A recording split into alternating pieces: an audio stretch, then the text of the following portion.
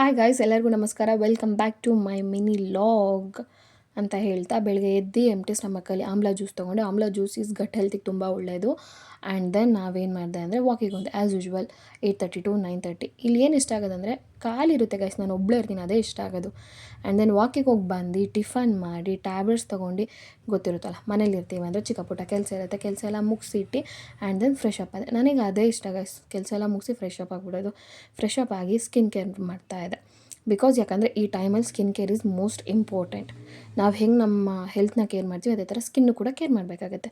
And then ಈವ್ನಿಂಗಿಂದ ಟೆಂಪಲಿಗೆ ಹೋದ್ವಿ. ಟೆಂಪಲಿಗೆ ಹೋಗ್ತಾ ಒಂದು ರೋಡಲ್ಲಿ ನನಗೆ ಒಂದು ನೆನಪಾಯಿತು, ಅದನ್ನು ಹೇಳ್ತೀನಿ. ಫಸ್ಟು ದೇವ್ರ ದರ್ಶನ ಮಾಡ್ಕೊಂಬಿಡಿ. ನಾವು ಹೋಗಿದ್ದು ರಾಘವೇಂದ್ರ ಸ್ವಾಮಿ ಮಠಕ್ಕೆ.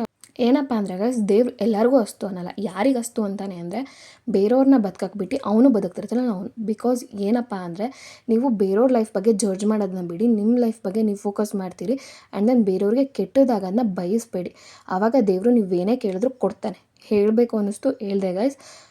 ಇದು ಕೂಡ ನಿಜ ಅಂತಲೂ ಅನಿಸುತ್ತೆ, ಯಾಕಂದರೆ ದೇವರಿಗೂ ಕಣ್ಣಿರುತ್ತೆ ಅಲ್ವಾ, ಹಾಗಾಗಿ.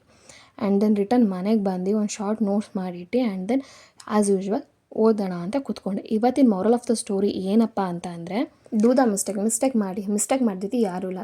ಮಾಡಿದ ಮಿಸ್ಟೇಕ್ನ ನಿಮ್ಮೊಳಗೆ ನೀವು ಅನಲೈಸ್ ಮಾಡಿಕೊಂಡು ಅದನ್ನು ಕರೆಕ್ಷನ್ ಮಾಡ್ಕೊಂಡು ನೆಕ್ಸ್ಟ್ ಟೈಮ್ ರಿಪೀಟ್ ಆಗದ ಮಾಡಿ.